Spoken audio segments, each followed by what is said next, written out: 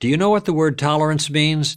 If you do, I salute you, because I have no idea anymore. I did once. Everybody did once.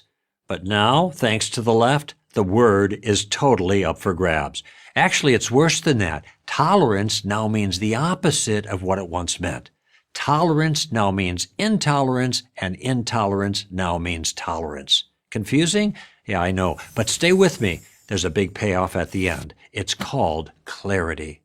To be tolerant today simply means you agree with politically correct, that is, left-wing positions. That's all it means.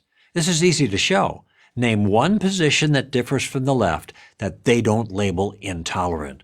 When you differ with the left on any subject, and I mean any, the people who claim to be tolerant don't attack your position. They attack you. They label you, as Dennis Prager puts it, six-herb, sexist, intolerant, xenophobic, homophobic, Islamophobic, racist, bigoted. And if that fails, there's always the ever-popular hater. This is obviously not tolerance. This is blatant intolerance. Your accusers are guilty of doing exactly the same thing they're accusing you of doing. Here's what they're missing. In order to be genuinely tolerant of someone, you first have to disagree with them, since you don't tolerate people you agree with. The classic definition of tolerance means to recognize and respect others' beliefs and practices without sharing them. Notice the element of disagreement is key to tolerance. Without it, true tolerance is not possible. This is critical. We don't tolerate people we agree with. We're on the same side. We only tolerate people we differ with, yet still choose to treat decently and with respect. This vital ingredient of real tolerance is completely missing in the politically correct version.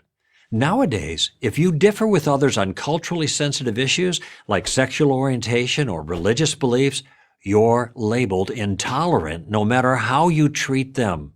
The left says all behaviors and ideas have equal value, that no behavior or idea is any better than any other. They don't act that way.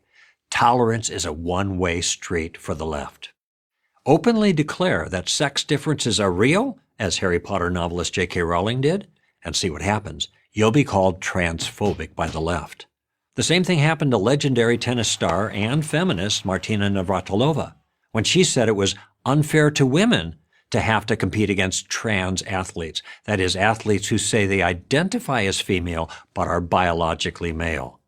But I thought, according to the left, all ideas have equal value. So why are J.K. Rowling and Martina Navratilova suddenly called haters? Because the left doesn't believe its own rhetoric. What the left has done is cleverly redefine tolerance to mean agreement with leftist views. Tolerance no longer means treating people with civility and respect, even when we disagree with them. It means not disagreeing with them, that is, the left.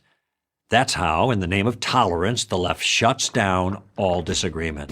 It defines any contradiction of leftist views as intolerant. But not only is disagreement not intolerant, it's morally and logically essential.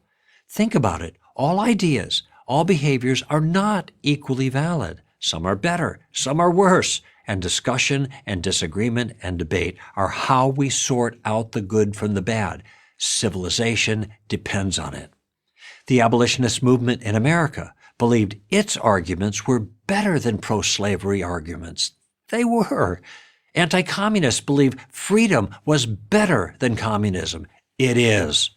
Tolerance doesn't require we treat all ideas as equally valuable. No, true tolerance means we treat all people as equally valuable, with kindness and with civility and with the freedom to express their ideas even when we disagree with them. That is real tolerance. Boston College philosophy professor Peter Kraft has a good way of putting it. He says, be egalitarian about people. That is, treat all people with equal dignity and respect, regardless of their views. But, he says, be elitist about ideas. In other words, treat some ideas as better than other ideas. Why? Because they are. Some are good, some are bad. Some are smart, some are dumb. Some are dangerous. And we ought to be able to have the liberty to figure out which is which in our discussions. without being called names, and certainly without fearing we'll lose our jobs or our careers. True tolerance applies to how we treat people we disagree with, not how we treat ideas we disagree with. All people have equal value. All points of view do not. I'm Greg Kokel, president of Stand to Reason for Prager University.